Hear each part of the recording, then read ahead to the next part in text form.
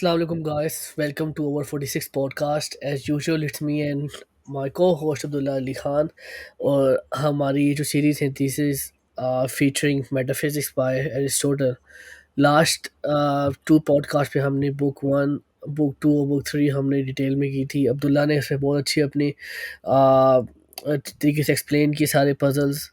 और now we are moving towards book 4 in this video, and hopefully by the end we would have also covered book 5 as well.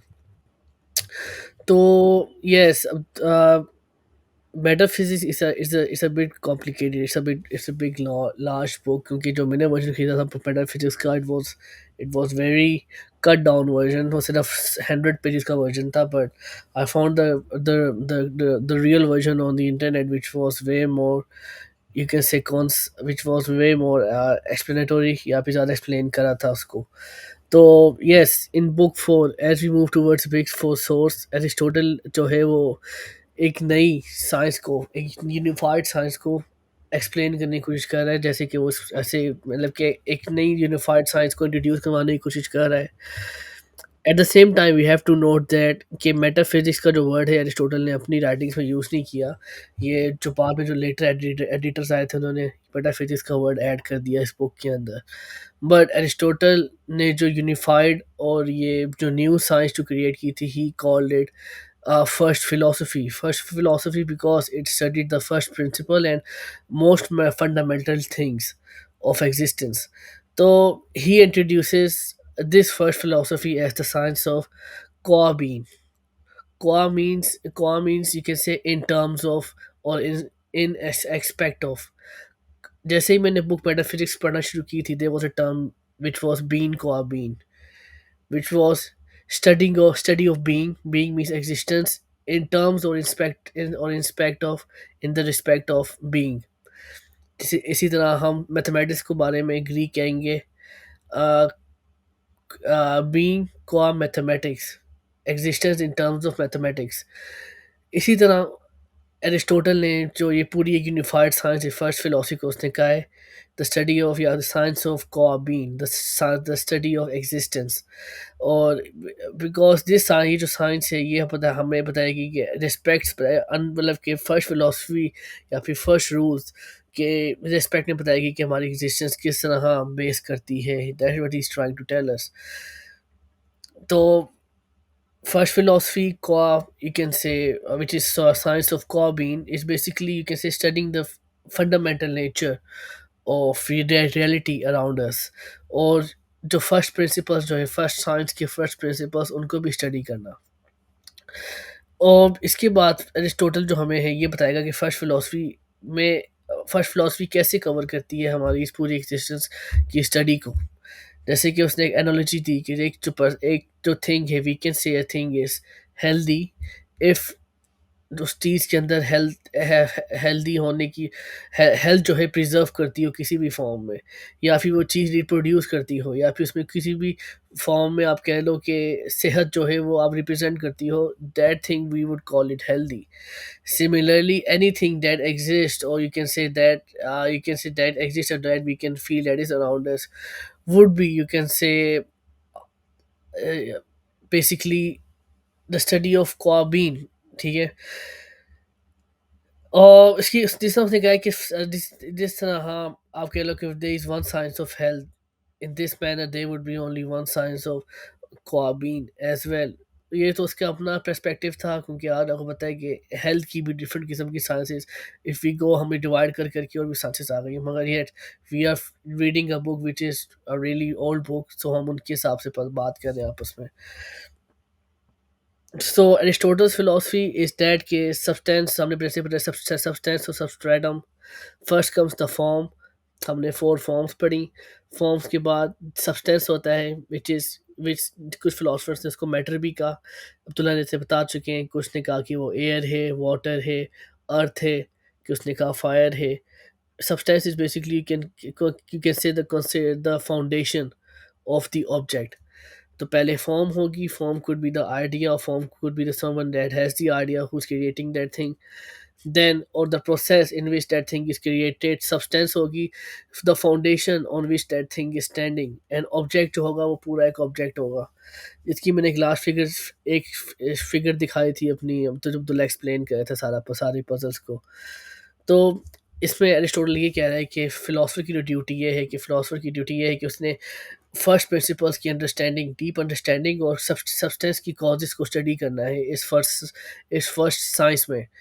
उसने कहा है कि हम जैसे-जैसे इसकी डीप स्टडी करेंगे, we will unravel all kinds of essential nature and characteristics and underlying principle of the substances in objects.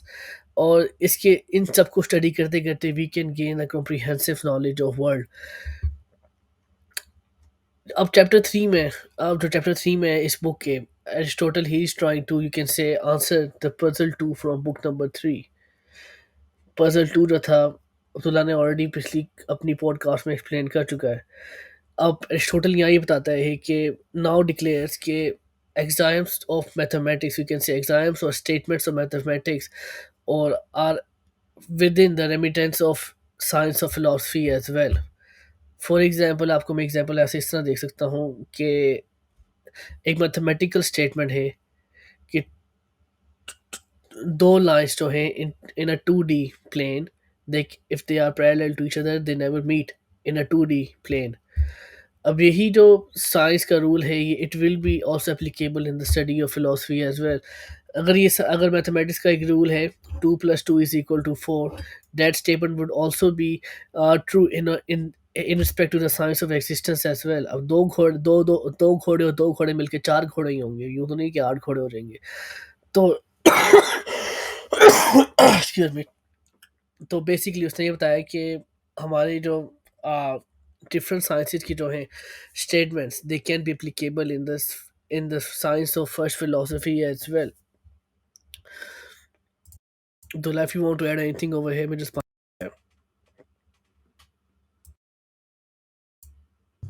या basically as you said he पहले वो बीइंग को एक्सप्लोर करता है कि बीइंग इन रिस्पेक्ट और being by virtue of being. Like you said being को mathematics would be कि आप एग्जिस्टेंस को एक्सप्लोर कर रहे हो बाय वर्च्यू ऑफ या फिर विद रिस्पेक्ट टू मैथमेटिक्स.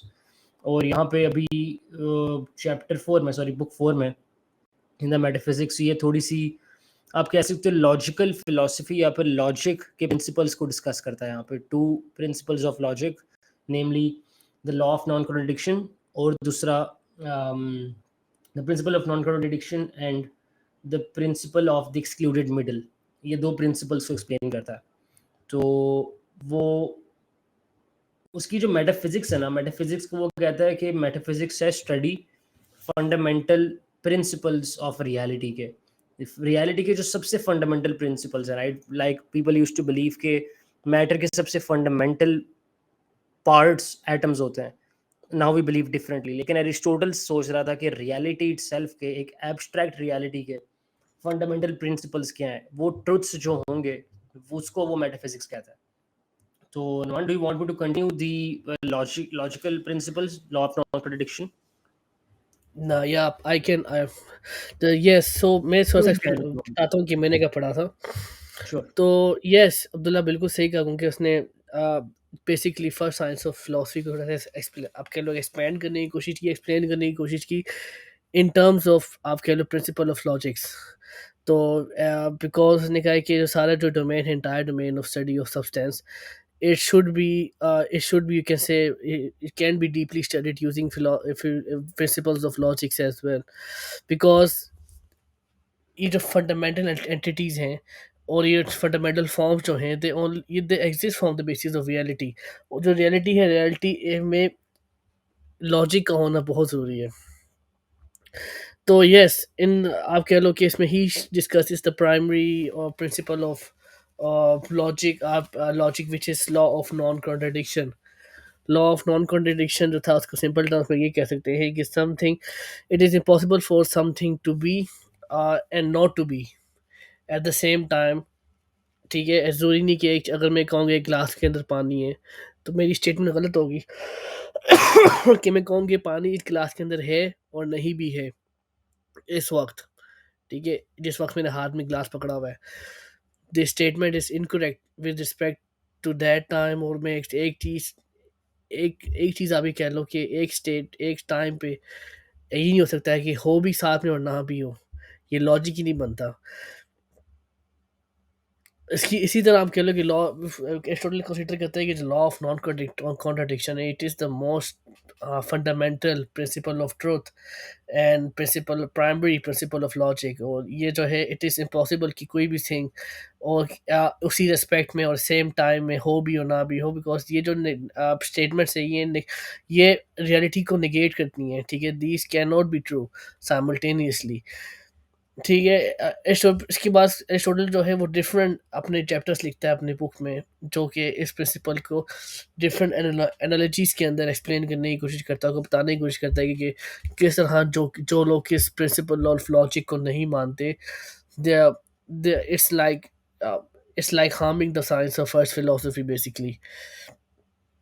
उसने कहा है कि जो लॉ ऑफ नॉन कॉन्ट्रडिक्शन है ये हमें एक ऐप कहने की ऐसी लॉजिकल फाउंडेशन प्रोवाइड करता है जिसके ऊपर हम अपने लॉ वैलिड आर्ग्यूमेंट्स और रैशनल जजमेंट्स, उसके अलावा अपनी कोहेरेंट थॉट्स को हैं आपस में डिस्कस कर सकते हैं, या फिर हम we can make sense of them. इसके अलावा इसी के सपोर्ट में Aristotle engages in various arguments and he emphasizes that कि law of contradiction है और जो logical discourse है it's really important in studying the first philosophy of science example, जैसे कि ऑलरेडी बता चुका हूँ मैं आपको। उसके अलावा जैसे कि हम कह सकते हैं कि एक एक्सप्रेशन हो दैट एक्सप्रेशन है to be a man carries a specific definition, and for example to be an animal carries a different kind of explanation।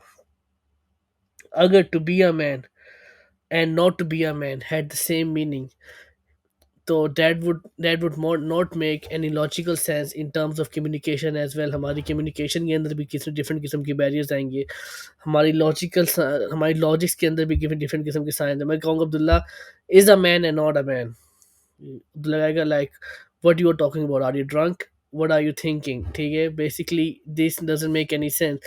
और ये जो है हमारी उर्दू उर्दू में भी इस तरह की मतलब कि किसी भी लैंग्वेज में इस तरह की टर्म जो है उस लैंग्वेज की ग्रामर को भी फॉलो नहीं करते, लिटरेरी सेंस को भी फॉलो नहीं करते। उसके बाद ही discusses about the principle of excluded middle. Principle of excluded middle is basically a statement which is like a statement must either be true or false। इसके अलावा इसके बीच में कोई थर्ड ऑप्शन नहीं होता है, there is no middle ground or any third possibility। For example, if there is a statement saying that a cat is on a mat, if the cat is on the mat then that statement is true, if the cat is not in the on the mat then that statement is false। इसमें कोई third possibility हम नहीं निकाल सकते, because third possibility आप ये कह लो कि लॉजिक को नेगेट करता है। इसी तरह एरिस्टोटल इसको दोबारा से डिफेंड करता है इन ग्रामेटिकल सेंस। उसने कहा है कि अगर हमारी लैंग्वेज के अंदर इस तरह की डबल मीनिंग सेंटेंसेस और डबल मीनिंग वर्ड्स हों, वी वुड नॉट कोई लैंग्वेज एग्जिस्ट ही नहीं करेगी, और वर्ड और किसी भी वर्ड की कोई डेफिनेट मीनिंग्स नहीं होंगे। और प्रिंसिपल इसी वजह से उसने ये डिड्यूस किया कि जो प्रिंसिपल ऑफ एक्सक्लूडेड मिडल है इट इज़ इंडीड ट्रू। उसके बाद एरिस्टोटल चैप्टर 8 में इस बात को डिस्कस करता है कि some people try to say that everything is not true and some people say that everything is true. इन दोनों एक्सट्रीम्स को अरिस्टोटल लॉजिकल तरीके से इन दोनों लॉज को यूज़ करते हुए नेगेट करने की कोशिश करता है। If I say everything is not true, this means कि जो मैंने स्टेटमेंट यूज़ की है, for suppose you suppose that everything is not true, then the statement itself which is everything is not true, वो statement भी false हो जाएगी। ठीक है, इफ़ वी थोड़ा सा कॉम्प्लिकेटेड चीज़ है, अब्दुल्ला को तो समझ आ गई होगी। अगर हम हर सब सब चीज़ों को फॉल्स कह दें कि कोई भी चीज़ ट्रू नहीं है, जो हम स्टेटमेंट यूज़ कर रहे हैं everything is not true, that statement would be false then, which would mean everything is true। If everything is true, then the statement which means that everything is not true would also be true. This would also create, you can say, a dilemma, or you can say a very infinite loop. Tula, do you want to add anything over here? Yeah, basically, you summarized it really well. I would just reiterate the same concept, and I would say कि ये जो दो logical principles हैं ना, इन very short, the principle of non contradiction वो ये कहता है कि अगर one thing is A, it cannot be not A. If it is what it is, it can simultaneously not be what it is not, right? तो या तो वो है जो वो है, या तो वो नहीं है जो वो नहीं है, राइट? और जो प्रिंसिपल ऑफ एक्सक्लूडेड मिडल है, it basically says in logical terms कि either A or B, it can not be none of them, or it cannot be both of them. You have to presume that a statement is either true or not true. It cannot be partly true, it cannot be partly untrue. It has to be very black and white. It has to be very strictly either true or false. जिस तरह कुछ लोग कहते हैं कि वो एक ये जो है ना पैराडॉक्स आप कह सकते हो, या फिर एक क्वेरी है या ऑब्जेक्शन है इस लॉ के ऊपर जो लोग प्रेजेंट करते हैं, फॉर एग्जांपल कि एक वाइन है, the wine may the wine is both sweet and not sweet. People object that to the principle of the excluded middle. They say कि अच्छा ये जो वाइन है ना, it is both sweet and not sweet. कुछ लोगों को sweet लगती है, कुछ लोगों को sweet नहीं लगती. Aristotle says कि जो वाइन का टेस्ट है itself वो डिफरेंट लग सकता है, लेकिन वाइन की जो एसेंस है, that is what doesn't change at all, that is a constant. ये आप डिस्टिंग ये जो है ना distinguishing factor, it is the same as Kant uses in his critique of pure reason, phenomena और noumena. Phenomena as in what appears to you, जो आप देख रहे हो, राइट? जो मैंने ग्लास की मिसाल दी थी. और नियोमेना वो है जो वो चीज़ असल में है. तो उसी तरह एरिस्टोटल कहता है कि जो वाइन का टेस्ट है ना, आप सही लैंग्वेज में अगर इसको यूज करो, यू कैन से कि the wine taste sweet to some and not sweet to some, but you can not say कि the wine is both sweet and not sweet at the same time, क्योंकि उसकी essence remains unchanged. तो that is how he defends this logical principle. तो that is essentially the summary. और वो यहाँ पे इसलिए इस चैप्टर में ये बयान कर रहा है दोनों प्रिंसिपल्स, क्योंकि इस किताब में आगे जब वो अपना प्रूफ प्रेजेंट करेगा, समराइज करेगा बुक 12 लामडा के अंदर, तो वो इन्हीं प्रिंसिपल्स की फाउंडेशन के ऊपर अपना प्रूफ खड़ा करेगा. That is why he is discussing at length his principles which he will use later on.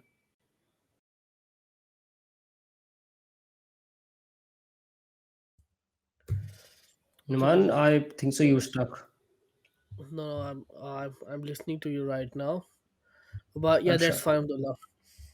If you want, we can start sorry, book 5 as well now. Yeah, we can get on to book 5 क्योंकि that was essentially what book 4 said. वो दो logical principles उसने बयान करने थे, which we've already discussed. उससे ज़्यादा उस चैप्टर में कुछ खास था नहीं डिस्कस करने वाला. Other than that, book 5 में जिसका नाम है बुक डेल्टा, उसमें वो सब्सटेंस को एक्सप्लोर करता है एरिस्टोटल, और पोटेंशियलिटी को, एक्चुअलिटी कॉन्सेप्ट्स को एक्सप्लोर करता है, which are very significant and important as far as his cosmological proof is concerned.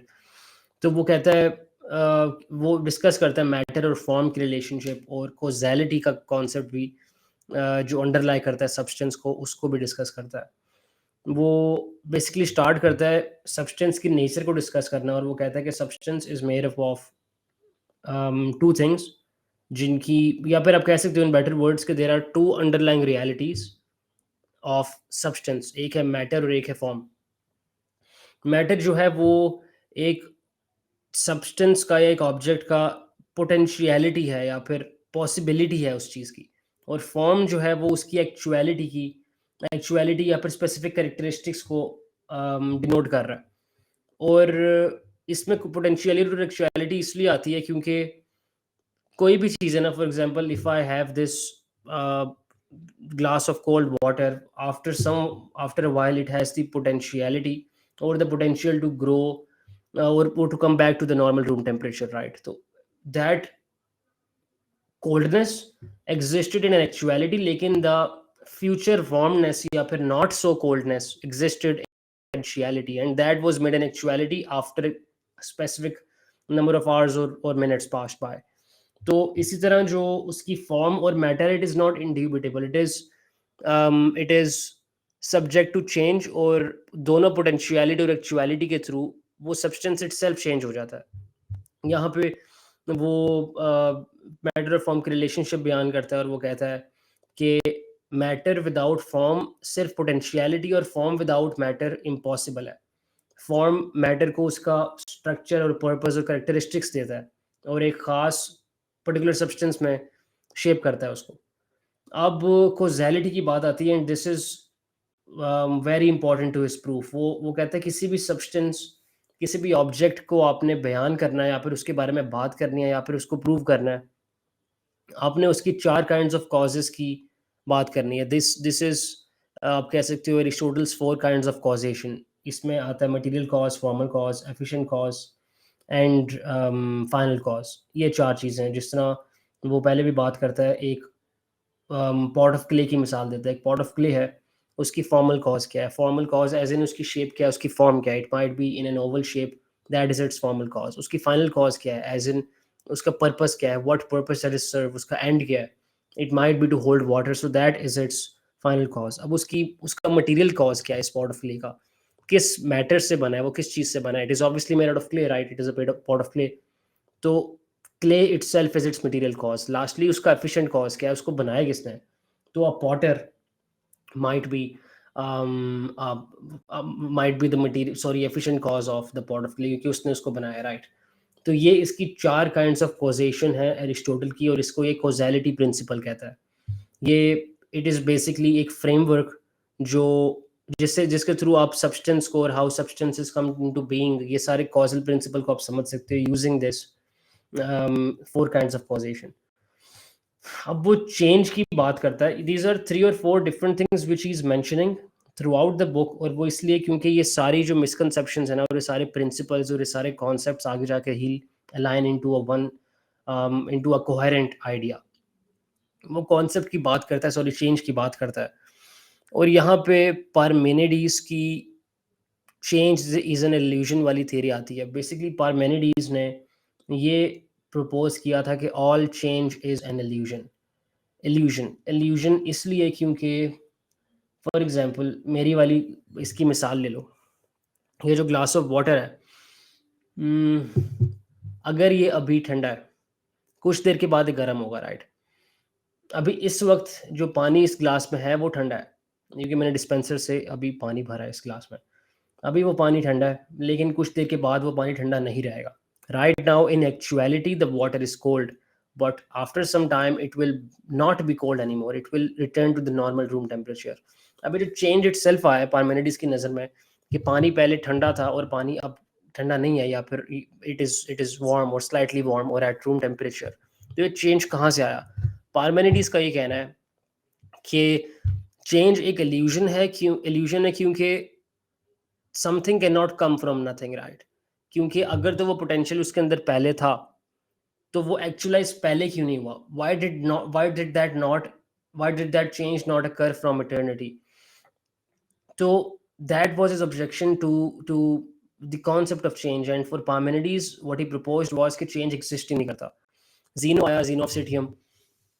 जीनो ने आके अपनी इसी पार्मेनिडीज की चेंज एल्यूजन वाली थ्योरी को कंटिन्यू किया, और उसने अपना मोशन का पैराडॉक्स प्रपोज किया। मोशन का पैराडॉक्स बेसिकली ये था, इन वेरी शॉर्ट टर्म्स, कि अगर for example you have to walk 1 kilometre, right, 1000 metres, तो आपको उसके लिए पहले उसका हाफ वे यानी मिड पॉइंट कवर करना पड़ेगा। 1 किलोमीटर का फासला तय करने के लिए आपको 500 मीटर चलना पड़ेगा। That is, to cover the whole distance you have to cover at least the half first, right? Mid point cover करोगे तभी आप इंटायर डिस्टेंस कवर करोगे। 1 किलोमीटर तय करने के लिए आपको 500 मीटर तय करना पड़ेगा।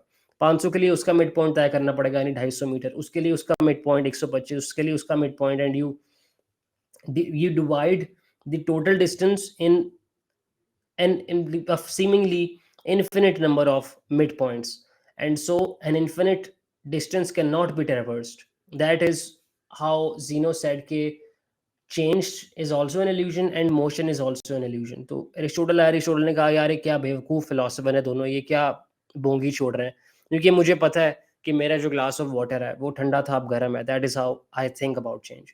और मैं अभी अपने किचन से फॉर एग्जांपल यहाँ आया हूँ पॉडकास्ट करने, आई नो कि मैं चल के आया हूँ, so that is how I know in my subjective experience के मोशन एग्जिस्ट्स।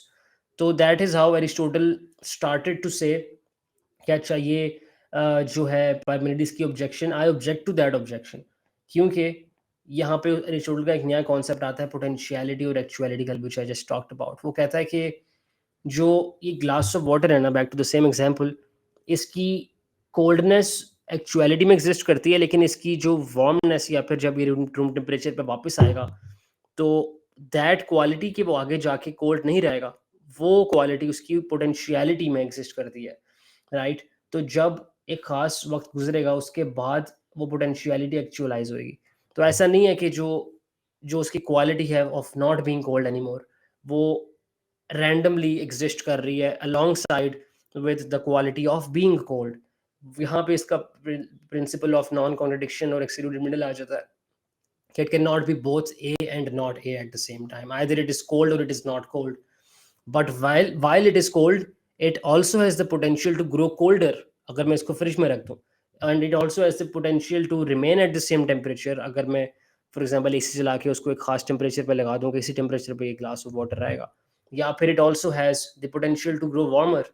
अगर मैं इसको ऐसे ही छोड़ दूं रूम टेम्परेचर पे आ जाए, राइट। तो इसमें काफ़ी पोटेंशियल्स हैं इस किसी भी सब्सटेंस के अंदर। तो ये चीज़ पार्मेनिडीज और जीनो ने कंसीडर नहीं की थी, which is why they thought perhaps very foolishly I would say कि change and motion are illusions. लेकिन एरिस्टोटल ने पोटेंशियलिटी और एक्चुअलिटी कॉन्सेप्ट के थ्रू सो ये दिखाया कि हाँ, this is not true and change and motion are actually true of reality. तो यहाँ पे वो अपना प्रिंसिपल ऑफ नॉन कॉन्ट्रडिक्शन और principle of the excluded middle को ऐड करके रिफ्यूट करता है इस थ्योरी को, और अपना चेंज का कॉन्सेप्ट, पोटेंशियलिटी और एक्चुअलिटी का कॉन्सेप्ट पेश करता है इस किताब में। तो this was basically just book 5। इसमें वो एसेंशियली इन्हीं चीज़ों की बात करता है and builds upon the last book जिसमें हमने प्रिंसिपल्स की बात की थी, उन्हीं को वो प्रैक्टिकल यूजेज में ला के अपने कॉन्सेप्ट्स फर्दर टेम करता है, पोटेंशियलिटी एक्चुअलिटी वगैरह के। तो Willie, do you wanna continue with book 6 or do you think two books are okay for this episode? How now? I was thinking the same thing कि हम बुक सिक्स को भी इसी में निपटा देते हैं. ठीक है. Hmm. Book 6 is not, I It's would say not it's too not that long. long, और उसमें हाँ उसमें उसने इतनी खास अपनी कोई लेंथी थ्योरी पेश नहीं की, उसने दो तीन चीज़ों की बात की है sir. It's, you can say it's basically type, well, it's basically consists of definitions and all that stuff.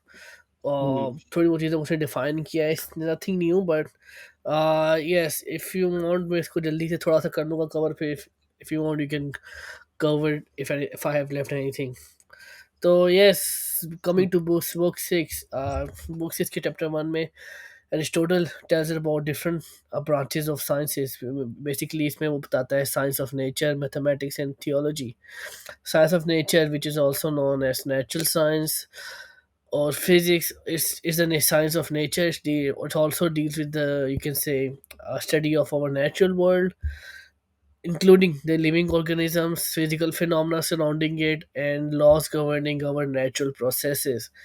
अगर आपने फिजिक्स पढ़ी होगी आपको पता होगा how we have learned about the laws that governs our reality, how we have made some theories to explain the reality around us. Those, all those falls in the study of sciences.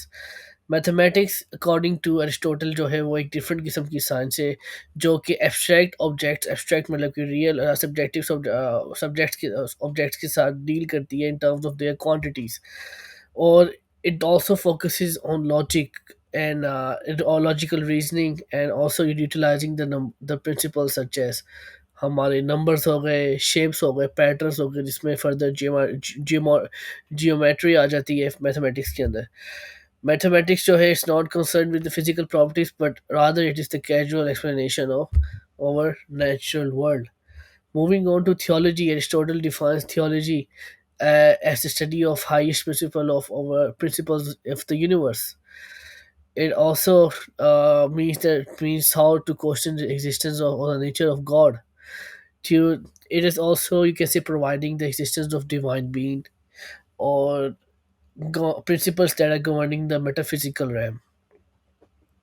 तो जैसे कि हम बताते theology में भी consider कि God exist करता है, and we then find the ways to prove how the divine being exist और उसके प्रिंसिपल्स क्या होंगे. एरिस्टोटल एक्नॉलेज करता है कि ऑल जो ये थ्री साइंसेस हैं they are unique in their own matter. इनके मेथड्स डिफरेंट हैं, इनके प्रिंसिपल्स ऑफ इन्वेस्टिगेशन डिफरेंट हैं, but they are all very you can say important in discovering the reality around us. He then takes it back a step back, and he discusses two different kinds of sciences. ठीक है, जिसमें वो पहले बताएगा theoretical science और non theoretical, ए के you can also say practical science. Is theoretical science जो है it is the study of knowledge for its own sec. For example it can be जिसमें हमारी स्टडी ऑफ फिर आप कह लो कि हमारी बायोलॉजी आ जाएगी, इसके अंदर हमारी स्टडी ऑफ फिजिक्स आ जाएगी, मैथमेटिक्स आ जाएगी, मैथमेटिक्स आ जाएगी. This all would be theoretical science, because इसमें हम अवर एम, हमारा जो मेन एम है it is to grasp the nature, its causes and its principles. उसके बाद जो प्रैक्टिकल साइंस है, practical science on the other hand जो है ये ज़्यादा कंसर्न होती है with the regarding the knowledge of actions and practical applications, जिसमें हमारी पॉलिटिक्स आ जाएगा, human politics, actions, ethics and all that kind of science related to human conduct and decision making. तो आप कह लो कि theoretical science is more towards, you can say,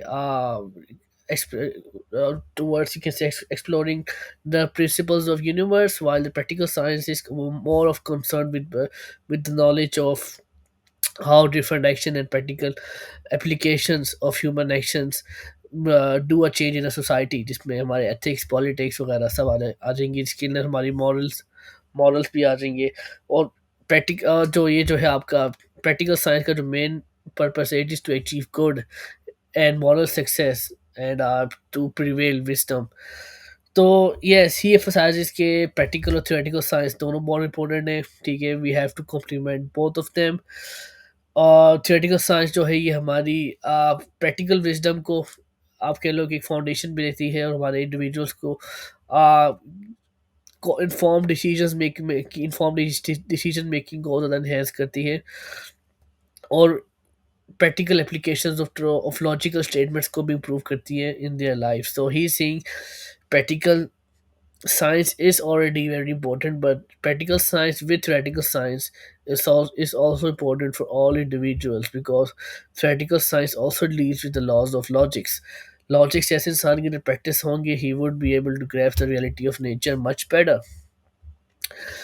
In chapter 2 he discusses about accidental beings. Aristotle के मुताबिक accidental beans या accidental properties object की वो properties हैं जो कि उसकी एग्जिस्टेंस के लिए एसेंशियल ना हो.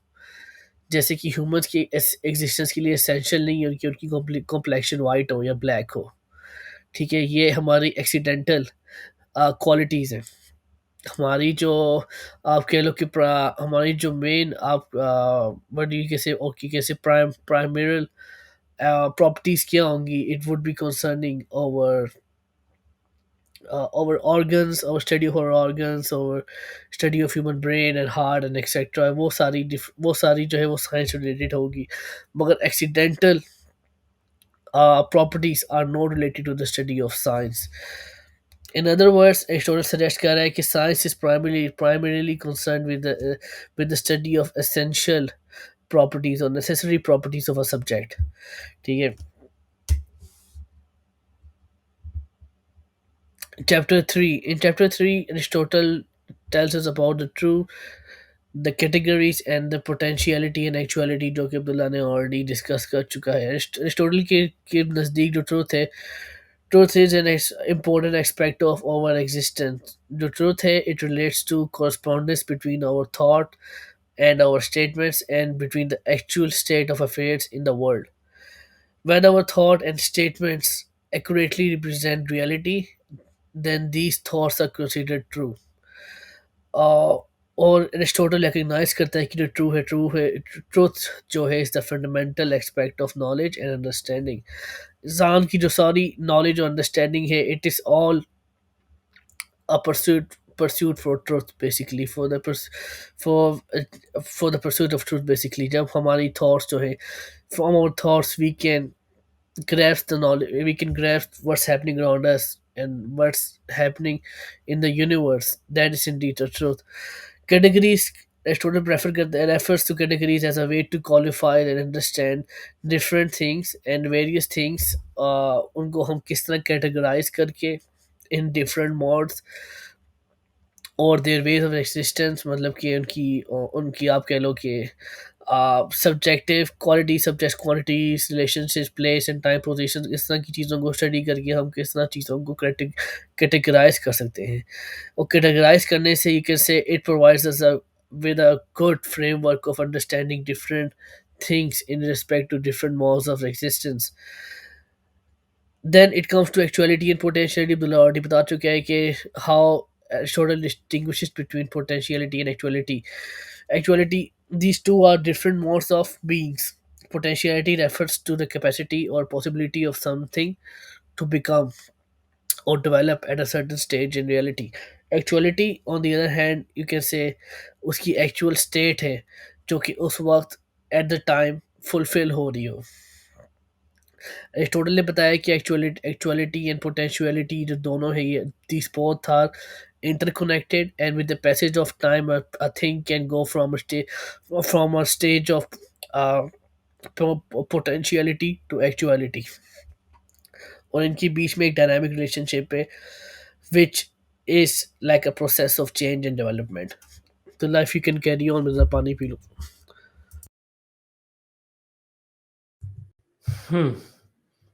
बेसिकली यहाँ पे वो बीइंग की कैटेगरीज को डिफाइन कर रहा है और बीइंग की प्रॉपर्टीज को भी डिफाइन कर रहा है, अलॉन्ग विद जो सेवरल साइंसेस और काइंड्स ऑफ नॉलेज को उसने डिस्टिंग्विश किया है।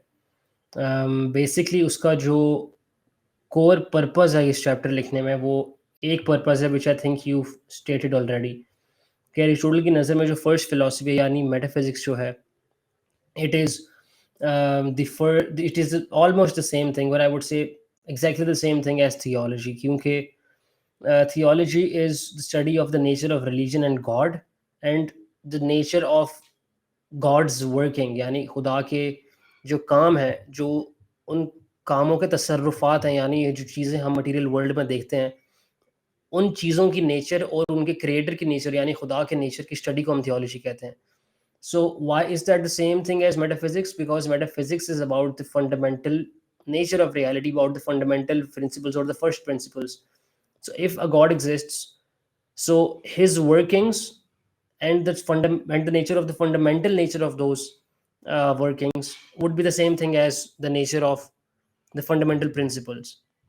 So I like this one element in this view of Aristotelian metaphysics is कि वो एक्सक्लूड नहीं करता किसी भी तरह की चीज़ जो रियलिटी को बड़ी फंडामेंटली सिग्निफिकेंट हो। फॉर एग्जांपल जो मॉडर्न फिलोसोफर्स हैं, उन्होंने एज अ गिवन ले लिया कि खुदा नहीं एग्जिस्ट करता, खुदा है ही नहीं, इससे आगे लेके चलो बात।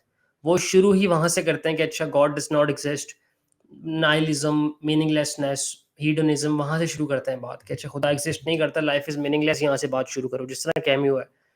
तो वो एक बड़ी इंटेलेक्चुअली डिसऑनेस्ट व्यू है, एक व्यू पॉइंट है, एक नज़रिया दुनिया को देखने का, कि आप अपने बायस से शुरू करते हो और वहाँ से बात करते हो। Again Aristotle did no such thing here, he concludes के उसकी नज़र में तो खुदा एग्जिस्ट करता है, लेकिन ही सेज कि इफ गॉड एग्जिस्ट्स तो God it himself is the causal principle, और उसको और उसके कामों को स्टडी करना ज़रूरी है अगर हम मेटाफिजिक्स की स्टडी को फर्दर करना चाहते हैं। So that is one thing that I like there. I think so हमने लास्ट एपिसोड में डिस्कस की थी ये बात। लास्ट एपिसोड मुझे इतना याद नहीं Abdullah. I think so. We've discussed that in the last one or two episodes, I think. No, I think so. Yes, in the first episode of metaphysics, yes, you went very deep in explaining the book metaphysics itself. Yes, I think so. You have explained this in the first podcast of metaphysics. तो essentially यही है इस book में, वो इसी चीज़ की बात करता है। एंड राइट नाउ ये जो डिफरेंट टेंजेंट्स पे वो जा रहा है, वो कभी बीइंग को डिस्कस कर रहा है, कभी नेचर ऑफ थियोलॉजी को डिस्कस कर रहा है, कभी नेचुरल साइंस को डिस्कस कर रहा है। All of these things will contribute to a greater whole. End पे जाके बुक 12 लैम्डा में तो ये सारी चीज़ें on their own might not seem significant, but at the and they will compile into a coherent idea. So that was essentially the book. Do you have anything else to say, Naman? No, Abdullah, we have covered 6 books already. Congratulations. And hopefully we will be able to wrap last 6 books in last 2 podcasts. Uske baad we will be moving onwards because we want to basically I want to on catch up to Abdullah, but yeah, I know it's gonna take a lot of time, but still, yes, yeah, it was really good reading the first 6 chapters. Let's see what about the last 6 chapters. I think so they're gonna be a bit more difficult. Hmm. Yeah, I think so. No is Abdullah well thank you very much. यहीं आज अपनी podcast को ख़त्म करते हैं। Sorry क्योंकि मेरा गला बहुत शदीद ख़राब है अब्दुल्ला, इसलिए मैंने बार बार बीच में तुम्हें No. कहा कि कैरी ऑन करो। Hmm. तो yes, we will carry our podcast next time we'll be discussing hopefully 2 more books, 7 and 8. If we have time we'll be discussing 9 as well. So in the last one we discussed 10, 11 and 12. Till then, take care. Allah Hafiz. Allah